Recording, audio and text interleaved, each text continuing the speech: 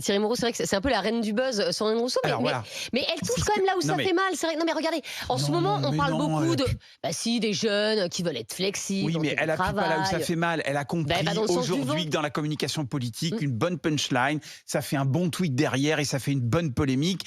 Opposer la paresse et le travail est une stupidité. D'abord parce que, étymologiquement, la valeur travail, c'est une notion d'économie qui dit que le travail est créateur de richesse et apporte de la valeur à un bien. C'est une notion économique qui a été développée par Adam Smith, après reprise par Ricardo, puis après par Karl Marx, comme tu l'as dit.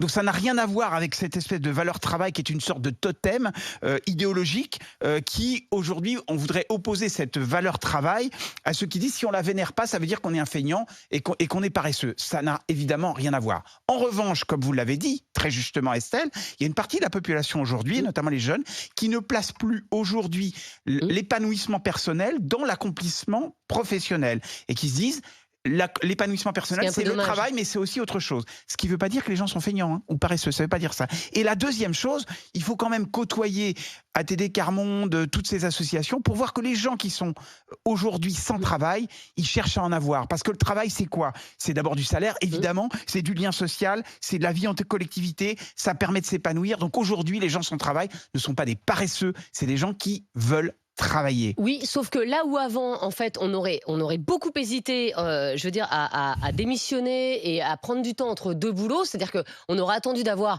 un boulot dans une autre boîte avant de démissionner de sa boîte. Aujourd'hui, vous avez des gens, et ils font ce choix, et on a eu beaucoup d'auditeurs d'RMC qui nous ont appelés pour nous dire ça, qui se disent, je quitte une boîte, voilà, je trouve un accord avec mon employeur, et derrière, je prends 6 mois pour moi, pour me poser, pour réfléchir à ce que j'ai envie de faire, etc. Même Emmanuel Macron a fustigé justement les gens qui faisaient ça il y a quelques semaines. Donc ça existe. Et en fait, Sandrine Rousseau, elle dit on a le droit à se poser. C'est ça qu'elle dit. Oui, mais sauf qu'elle mélange tout. Elle mélange, comme l'a dit Julien, le fait qu'une indemnité chômage, elle est là pour maintenir un niveau de vie pendant qu'on n'a pas de travail en attendant de retrouver un autre. Vous avez une indemnité chômage quand vous avez cotisé. Excusez-moi, je voudrais terminer. Et on peut prendre un petit peu de temps pour se dire est-ce que j'ai envie de reprendre un travail dans le même secteur ou dans un autre secteur?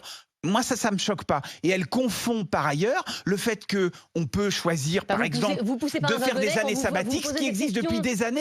Il y a des années que ça existe, les années sabbatiques. Si vous avez envie de prendre une année sabbatique pour prendre votre temps, vous pouvez le faire, vous avez le droit. Donc elle confond tout dans un espèce de bloubi-boulga où elle veut opposer paresse et travail. Je rappellerai quand même juste que dans l'International, que doit vénérer Madame Rousseau, il est dit « Ouvriers paysans, nous sommes le grand parti des travailleurs. La terre n'appartient qu'aux hommes. L'oisif ira loger ailleurs. » Donc, le travail est au cœur même de l'International que revendique Madame Rousseau. On peut le chanter?